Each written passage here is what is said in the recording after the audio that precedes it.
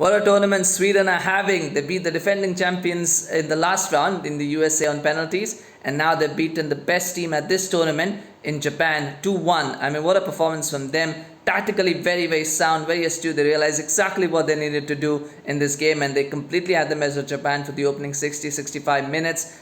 Deservedly led 2-0. Just some tactically head-scratching decisions from Japan as well. Why not start Endo in this game? And she's been so brilliant throughout the tournament. Is something that only the coach can answer. But that's not Sweden's problem.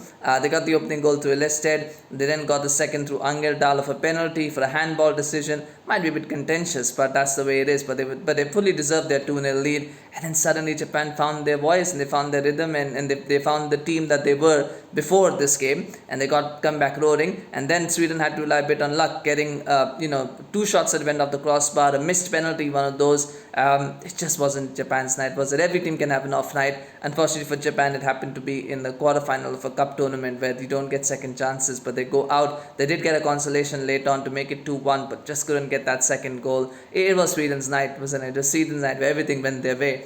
And they've got a massive win and a big semi-final now against Spain awaits them. And that will be a cracking game as well, because it's two completely diametrically opposite sides in some ways, and we'll see how that plays out. But well done to Sweden. Congratulations to them. They've been very, very interesting to watch.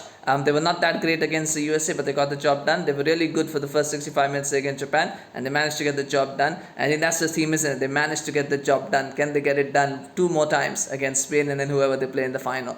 But if they get there, well, let's see what happens. But for Japan, heartbreak, really. I really expect them to go at least to the semi-finals, even the finals, really. But it wasn't to be. And again, it's the fact that, we always talk about entertaining teams don't always make it far in competitions, because at some point, there'll come a team that will suck out that entertainment and that joy, and then you've got to find a different way to win. And most teams can't do that. They can't adapt to that. That's what separates good teams from great teams. Great teams find a way to adapt, find a way to win, even when they don't play at their best in certain games. Good teams usually can't. And Japan are a good team, but couldn't be a great team. And they'll look back on this game as a missed opportunity, because it really was in their hands. They had a penalty that they could have converted. They made some the tactical decision to start Endo was probably not start Endo was probably misguided as well, and so they'll feel disappointment. But ultimately, they've had a good tournament, and they can be proud of their efforts. Of course, scant consolation, but take that you can. For Sweden, I mean, Ilestedt has got a lot of goals from defense, which is fantastic and phenomenal.